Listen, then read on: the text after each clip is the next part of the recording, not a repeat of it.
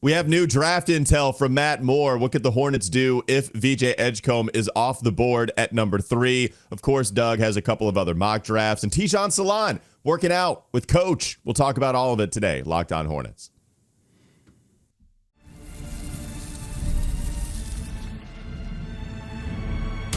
You are Locked On Hornets, your daily Charlotte Hornets podcast. Part of the Locked On Podcast Network, your team every day. In a minute, cuz we live.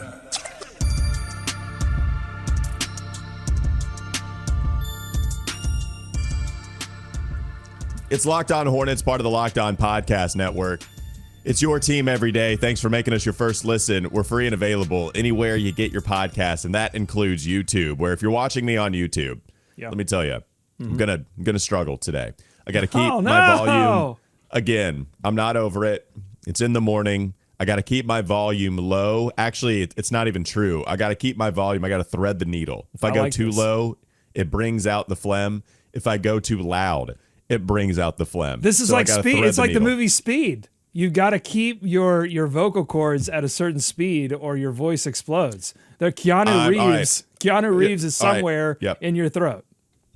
All right. Help me out here. I'm Keanu Reeves is what I am right now. Trying to keep the bus at the right exact speed. There's Doug Branson with the jokes. EveryHornetsBoxScore.com. Also, Locked On NBA. By the way, Locked On NBA, he hosts with Hayes and Matt Moore. We're going to talk about the new draft intel that he just dropped on his Substack, Hardwood Paroxysm. Great name for a Substack. I'm Walker Mehl. You can listen to me on WFNZ every weekday from 12 to 3 p.m., where I promise I don't sound like this. It's only in the mornings. I've said this joke to Doug about 1 million times. Ocean's 11, when they asked Brad Pitt, are you suicidal? He says, only in the mornings. Are you phlegmy? Only in the mornings. That's it.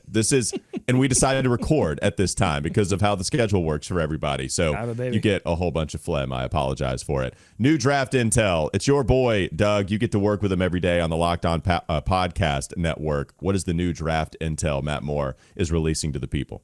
Yeah, we'll put the link to the article. Is Substack's great, Hardwood Paroxysm. Matt Moore writing, if the Sixers take VJ Edgecombe, the odds of the Hornets moving back from number 4 go up substantially, with Washington a potential suitor for that pick. Okay, so something we've discussed already. Sam Vecini talked about this as well, that the Hornets, with pure speculation, not hearing anything, no intel, in fact, that he's receiving, but that the Hornets would be the most likely team to trade in the top 5 on draft night or maybe somewhere close to the process. We've discussed how that makes sense to us as well, especially if VJ Edgecombe is going to be gone. And perhaps that's even the favorite. I haven't checked the odds on FanDuel. I don't even know if they have those out yet. But I would expect VJ Edgecombe to have the best odds to go number 3. And then Ace Bailey would be second right there at Philadelphia. But you and I, Doug, we've talked about how we don't think Ace Bailey is going to be the pick at number 4, or we don't think the Hornets are going to select Ace Bailey. Perhaps that's the important distinction to make, because if the Hornets move out of this selection, Ace Bailey is the type of talent and might fit a franchise even better for a team to move up to number 4. And Washington is the team mentioned here by Matt. That would make sense. Hornets move out of the Ace Bailey business. They go back to 6, and they just take their pick of the shooting guards that might be available between Kon Knueppel and Tre Johnson, whoever's on the board. And if they're both on the board, they get to make their choice between the two. I think we're going to talk more Kon Knueppel a little bit later in the show. Let me give you an update on the FanDuel NBA draft betting odds. Right now, Cooper Flagg, a minus, I'm counting the zeros here. I believe that's minus 100,000 to go number 1 overall. You can get plus 15,000 on Dylan Harper if you're insane. And then Dylan Harper minus 4,000. Ace Bailey plus 2,000. It's not a crazy dog there. I mean, it's a significant dog, but not a crazy dog for Ace Bailey to go number 2 overall. And then number 3, VJ Edgecombe is the favorite. Ace Bailey at minus 135. So then Ace Bailey at plus favorite. 3. Yeah, Bailey at plus 300 after that. And then number 4 overall pick, VJ Edgecombe, the favorite to go number 4. I would like if he goes number 3 and number 4 overall. If the Hornets say, no, we would also like him. Let him choose. Why are we? No, he can choose. When cloning becomes a thing, perhaps that's something the NBA is going to have to legislate, because if they take VJ Edgecombe, I would love to have our own VJ Edgecombe as well. Ace Bailey plus 230, the next back on the number 4 overall pick, and then number 5, Tre Johnson, then Ace Bailey, then Kon Knueppel at plus 450. With the 4 overall, Kon Knueppel also plus 450 to go number 4 overall, Tre Johnson plus 380. All right, so there are your odds. And I've been doing a little bit of collecting of the draft takes so far, and I see the Hornets trading back.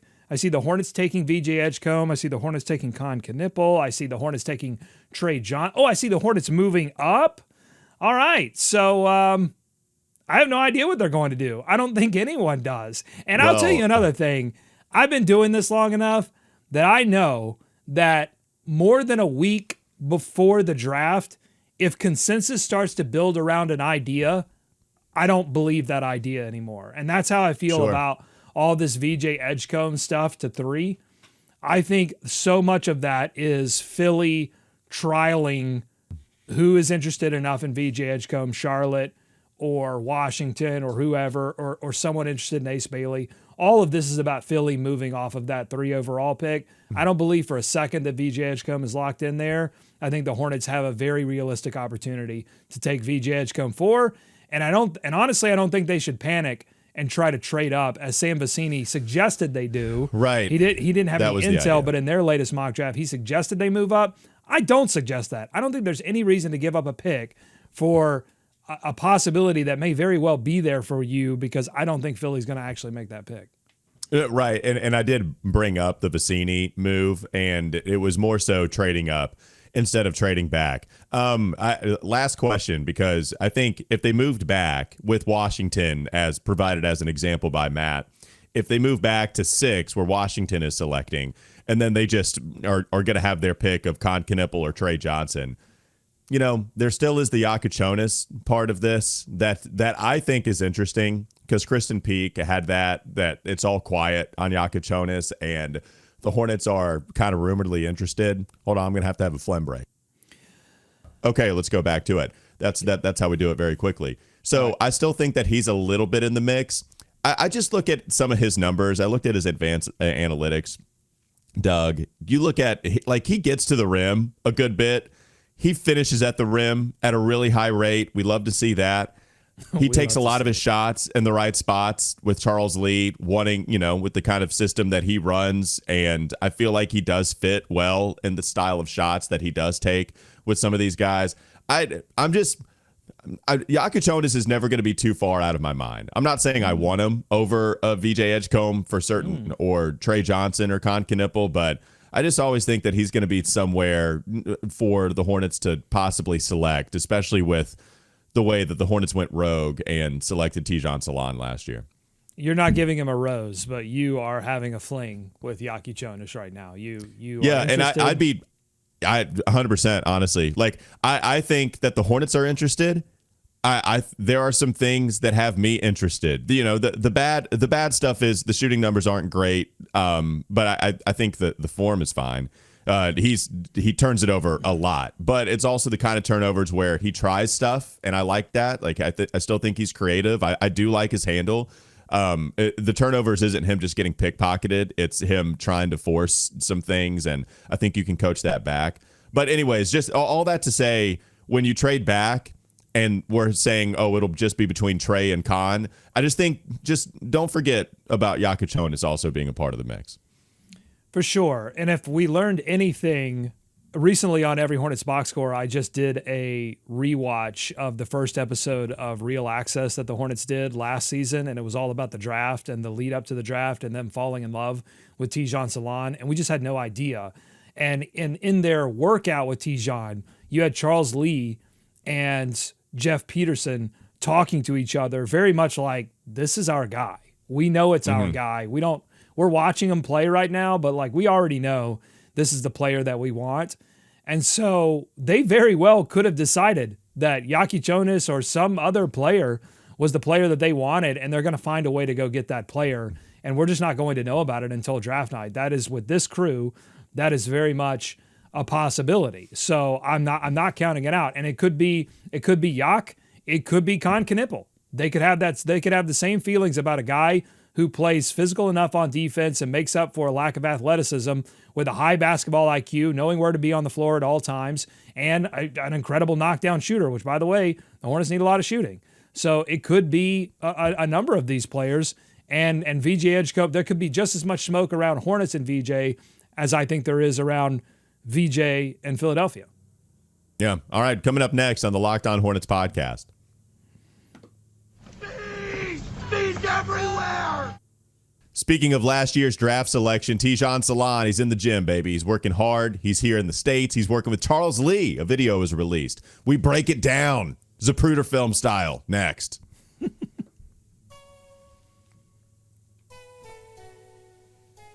This episode is brought to you by FanDuel. The NBA Finals are in full swing. Thunder taking the 3-2 lead last night. Every night delivers highlight-worthy performances, especially if you're Jalen Williams last night. Major momentum shifts, can't miss moments. Whether it's a game-winning shot or a breakout player, there's never been a better time to get in on the action. FanDuel makes it easy to stay in the game before tip-off and live with player props, performance trends, and same-game parlays. Fans have more ways than ever to play smart and win big. I'm a big draft night guy. NFL draft, I got some I got the tip about T-Mac, not me personally, no sources, but I saw Joe Person talking about T-Mac. I was like, okay, maybe the Panthers actually do take Teterow and McMillan. Bam, I make some money off of it thanks to FanDuel because I was a smart bettor. You be a smart bettor as well by going to FanDuel. And if you're new to FanDuel, it's the perfect time to sign up. Head to FanDuel.com, place your first $5 bet, and if it wins, you'll get $200 in bonus bets. Make every moment more with FanDuel, the official sports betting partner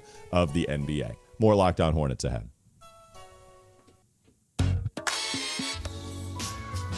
Got a new draft workout video from Tidjane, or not a draft workout video, a workout video from last year's draft pick, Tidjane Salaun. Tidjane working out with old Charles Lee, the ball coach here with the Charlotte Hornets. Looking good, working on some rip-throughs, some drives from the corner, some moves off of the dribble. Doug, give us some more context on this video. Yeah, so this comes to us courtesy, I found it on Hornets Reddit, but it comes to us courtesy of invisiblework_MVMNT on Instagram, which I did a little digging. Well, let me read the post on this first. It says, as a player, there's nothing that will make me trust or believe in a coach more than seeing him work in the trenches with me, a player's coach. When you want to rebuild a culture, it starts with the relationship between the players and coaches. Huge shout out to Coach Lee. Humbly asked if he could help in any way possible. I truly appreciated the help and experience, and I know Tidjane did too. As you see Charles Lee out there with the, I don't know what they call that thing there, the pad. Just pad, yeah, simulating contact, letting Tidjane work through that contact to get open space inside to score. But this invisiblework_MVMNT is actually Barrington Stevens III, who played some college ball, I believe at South Alabama. He's a Charlotte native, so I assume this is in Charlotte somewhere.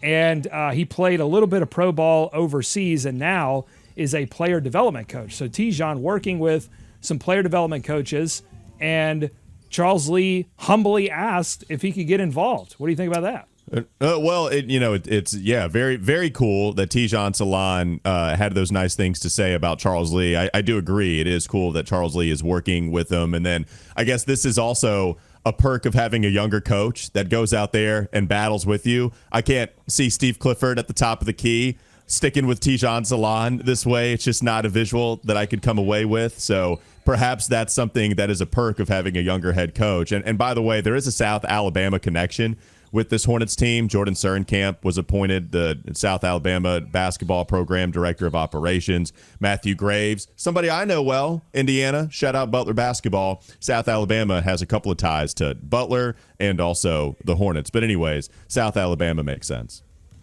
Yeah, South Alabama and him being a Charlotte native, it all makes sense. So what we're seeing here is that Tidjane in the summer continuing to work on his game with somebody that I'm going to assume this is in Charlotte. It might not be, but somebody close to where the team is. And then you're right. I think an old school coach, and I'm not saying this necessarily about Steve Clifford, but an old school coach I think would view, oh my gosh, here we go, player finding some player development coach that's not part of our system, that's not helping in the way that we want exactly to be helped. So I'm not going to be involved. I'm just going to wait till this guy gets into camp, and then I'll just try to erase all of that work. Instead, what you have here is Charles Lee going, I can't stop these guys. Everybody has their own guys now. Instead, I'm going to go and see if I can be a part of it. That way I can influence it in some way. That way I can have my say at all times and make sure that this guy is moving in the direction that we want to move him into, particularly because he is so young, so impressionable. His game could go 1,000 different ways. There's 1,000 different things he can focus on. Why not try to have some influence on what that is, even if it's with another player development coach? I love that. Yeah. Yeah, no, 100%. Would love to see that. By the way, I know CERN Camp is a couple of stops removed. I'm just saying there's some South Alabama connections with the Hornets. Well, he's a G League, right? He was a G League coach for a while, right? Yeah. CERN Camp now, I believe, with the Radford, if I'm not mistaken, but was with Pelican. Anyways, I just wanted to make clear that he's not the coach anymore. It's actually DJ Baker, the G League coach for the Hornets. But yes, some South Alabama connections, and I love seeing that the head coach is working individually with a guy like Tidjane. Look, man, Tidjane still has a lot of work to do, and all the time spent in the gym, it's exactly what he needs. What's nice is that once they drafted him at number 6, with all of the value on character, all the value on work ethic, this is why you drafted him. Because you knew Tidjane Salaun was not going to be a finished product by any stretch his first year. He was not going to get all that much run unless there was injury, which turned out to be the case his rookie season. But it was because you knew on June 17th, 2025, he was going to want to work on his game, and he was going to want to do it badly. This is the exact reason that you take him at number 6 in what is considered a weak draft. If you feel like he does reach his potential, then the potential is greater than some of the other guys that they could have selected.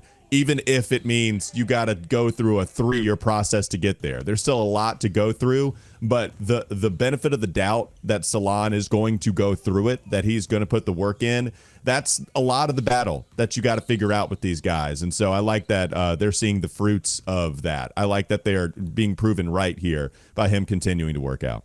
And I believe that's Jeff Peterson under the basket. So you not only have the coach. He's there. Yep, he's there. You have the president of basketball. Is he the president now? Is he executive vice president? I'm not sure. He was EVP. I think he graduated. I don't think he's EVP of basketball. He's the shot caller. He's the head honcho. Yeah, exactly. So you have him there as well, showing total investment into this young player. And I think it makes sense because they did first draft pick. They did take a project, and just looking at Tidjane in this video, if this project works out, it's kind of the key to unlocking everything, because the athleticism, the wingspan, the ability to get a shot in places that, and just the I don't know. There's so much to be excited about here. I think it's kind of the key to unlocking a lot for the Charlotte Hornets if he works out, if he continues to develop in the way that they think he is. I love what they're working on here too. It's not, all right, we're going to, work on a bunch of spot up threes. It's catch, quick movement, straight to the hoop. Like stuff that we didn't see a lot, and if we did see it from Tidjane, it looked a little awkward. They're trying to knock a lot of that awkward movement out of his game and get him to be a lot more versatile offensively. And again, that's the way that he gets into this rotation full time next season. Is because I thought defensively he made a ton of progress as the season went on. I think offensively is where, unless he was shooting a 3 wide open, there were a lot of questions there. So I'm glad they're working on this too. All right, coming up next on the Locked On Hornets podcast. I could watch this all day. Look at that. Ooh, get in there. Oh, okay. Bees everywhere! All right, we have a couple of other, not a couple mock drafts. We have a few more to go before we get to the NBA draft. I guess that's a week's worth, right? 7 days out, 7 days more of mock drafts, a little bit more days out with the weekend. We got one that was released within the last 30 minutes of this recording. So this one's hot and fresh, baby. Krispy Kreme sign. The hot and fresh sign is on. That's still to come. Last segment, LOH.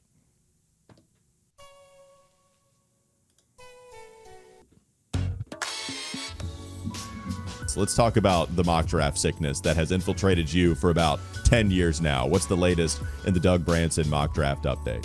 All right, so we've got a new one here from ESPN. Jonathan Gavoni, or as we like to call him, Phony Gavoni. here with, I don't know if this is even intel anymore. I think everyone's guessing right now what's going to happen at 3 or 4. 3, he's got VJ Edgecombe going to the Philadelphia 76ers. He writes that Edgecombe takes over the spot from Ace Bailey after a positive visit to Philadelphia, where sources say he made a strong impression in a private workout, as well as meetings with the front office and ownership. He appears to be the, quote, leader in the clubhouse currently, with Bailey losing momentum after refusing to visit, initially unsatisfied with his search for a proven pathway to development, a.k.a. Ace. Man, Ace is going to slide. I can't, whether Philly takes VJ or takes another option or trades the pick entirely, I think Ace is going to slide unless he can convince Washington or someone else to move up. He obviously doesn't want to go to Philly, where he knows he's going to be buried by some more veteran talent and a team that's going to be interested in making the playoffs and less interested in playing a rookie, 35 minutes a game. Anyway, Charlotte takes Kon Knueppel out of Duke. Knueppel has some real fans among NBA teams in this portion of the draft, with proponents highlighting his elite movement, spot-up shooting, emphasis on his ability to shoot off movement as opposed to his actual movement, defensive smarts, and playmaking, as well as an analytics-friendly profile that shines through in team draft models. Kon Knueppel to pick for Charlotte at number 4. Well, and I also think that Jeremy Woo goes on to write, or if it's Phony Gavoni, I think, one of them writes that Canipple is, there's some interest in him with the Hornets and the Jazz, I think, is another team that is showing interest. Right. And then that the floor is 8. Guess that's what they're throwing out there, that he wouldn't fall any further than 8. Is that where Brooklyn is picking? Pelicans 7, Brooklyn 8. I think that's right. Yeah, but the way this shakes out is Tre Johnson to Utah, Ace to Washington, Fears to Pelicans at 7, Malawash to 8 at Brooklyn. Okay, yes, Brooklyn would be the floor, I guess, and according to this write-up. So still a lot of high praise for Kon Knueppel. And it looks like we'll be trying to figure out what shooting guard we want between Kon Knueppel, Tre Johnson, and then again, possibly Jakucionis, depending on if they trade back far enough. Yeah, look, I don't have any problem, particularly in a VJ Edgecombe-less world, if Kon Knueppel joins the Charlotte Hornets, because I think there's a lot to like in his game, particularly if you're someone that would like the Charlotte Hornets to win sooner rather than later, and you would like a reaction pick to the Tidjane Salaun freak athlete, well, not really freak athlete, but freak physical profile player, raw prospect. If you want a reaction to that, I think that's Kon Knueppel. And so that I think he would be a nice addition. I would hope that the Charlotte Hornets would explore every opportunity, if they did fall in love with Kon, to move back a few spots or even all the way to 8 and just take their chances. And if Kon Knueppel gets, scooped up before then you've got options there, whether it's Carter Bryant or Jakucionis, or there's several other players that you could make fine additions to the team and pick up additional assets. I think in that trade, there was a trade back scenario that I think it was Vicini. There was, or maybe it was No Ceilings. There was a podcast that suggested trading back to Washington and picking up Corey Kispert. And the idea there being, you move back, you don't pick up an additional draft asset, but you pick up a player that can help you shoot, which the Charlotte Hornets, they were like 28 in three-point percentage last season. And a lot of that's health, but not all of that's health. You've got to have some additional shooting on your bench, and I think Kispert would be a good addition. So I think there are a lot of things that they can do, a lot of things that they can explore by moving back and still able to get Kon Knueppel rather than do that at 4. And I think a lot of people, because to me, Kon Knueppel, outside of Malawash, is like the guy that would get the most groans from Charlotte Hornets fans. I think they would think groan. So. Really? Yeah, because I think there's the local angle. And I think what's happening is, at least when we interact with people listening to Wes and Walker, a lot of people want Kon Knueppel here in Charlotte. And it's, again, because of what he did at Duke. If Kon Knueppel had the same exact profile, same exact funny name and everything, except he played at USC, Southern California, I don't know if he'd get the same fanfare. Okay. But because he played at Duke, there are a lot of thumbs up on that selection. They'd like the hometown kid. What I think they would really hate, the fans, that is, trading back and selecting, again, Jakucionis. I think that's when people would be really, really mad. I think there'd even be the backers for Malawach because of some of the Duke angle, because there's a need for center. I know you would not be one of those. I think that there would be some backers here from Hornets fans if he was the selection. But it's funny you mentioned that, because I was going to ask you, what's the scenario that happens, the realistic scenario that happens that makes Hornets fans the angriest? Is it trading back and selecting the Illinois guard? Because I think that's what my choice would be.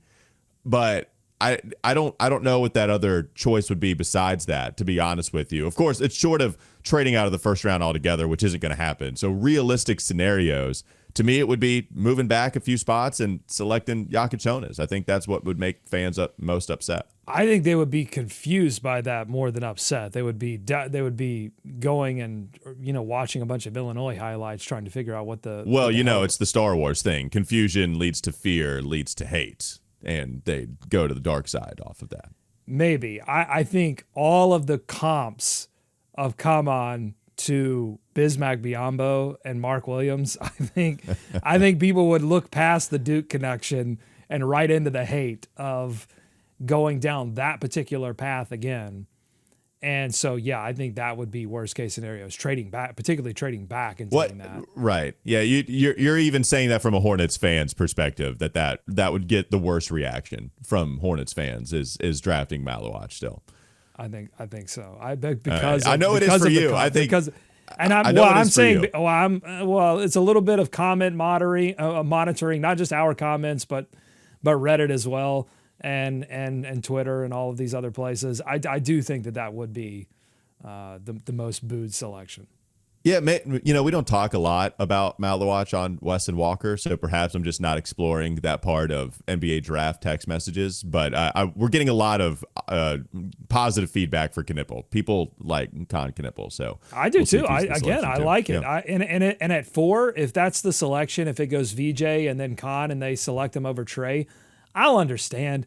I mean, I'm a big Tre guy, but I see the holes in his game too. I think Tre could go either way. I think Kon would be a safer selection. Had they gone safe in the last draft, if they had gone Klingon or something else, and then they went safe again, I would start to question, like, are they, what's going on there? But, I think off of the Tidjane pick, if they win Kon Knueppel, I would get it. I wouldn't be super angry at it. Well, last thing we should mention here, just real quickly, we actually have some combine measurements from him. Remember, he did not work out, and that was because of an injury. But apparently, he worked out a little bit later, and he had a faster shuttle time than VJ Edgecombe, which is interesting. Barely 2.92 to VJ's 2.93, but the shuttle time, interesting. Had a higher standing vertical jump, 31.5 inches than Dylan Harper. Had a better max vert, 36.5 inches than Cooper Flagg and Ace Bailey. Hey, the vertical is very good. The three-quarter sprint was like the slowest or the second slowest among guards. Like, he's not, but we knew that. Like, that's where we say, when we say he's like not in his athleticism struggles, he's not going to get like a chase down block, on defense. He's going to have to be in the half court to be effective. He's not going to be a transition defender. He's not going to help you lead a transition break. That's where the sort of the high-end Joe Ingles comparisons come in. But yeah. Well, just real quickly, the lane agility time was 11.92. That's one of the worst. That's like up there. I saw James Plowright say it's like Hanson Yang territory, which is bordering. Yeah, well, who else? Don't like that. But there's a little, the guy that we talked about yesterday that just got traded for 4 first-round picks, Desmond Bane. There was a little bit of that, like he moves like an ice cream truck. I mean, there's not, there's just certain guys that have certain strengths. One of his is not going to be, being very agile in that way or doing any kind of chase down action. Yeah, the only people that he beat with lane agility time are 3 centers and Derek Queen, who laps the field with how slow his lane agility time was, Ryan Kalkbrenner, Kamon Malawach, and Mackenzie Mbako. Those are the only guys that he beat, and he's the only point guard, combo guard down there. Like, the lane agility time was super, super, super slow.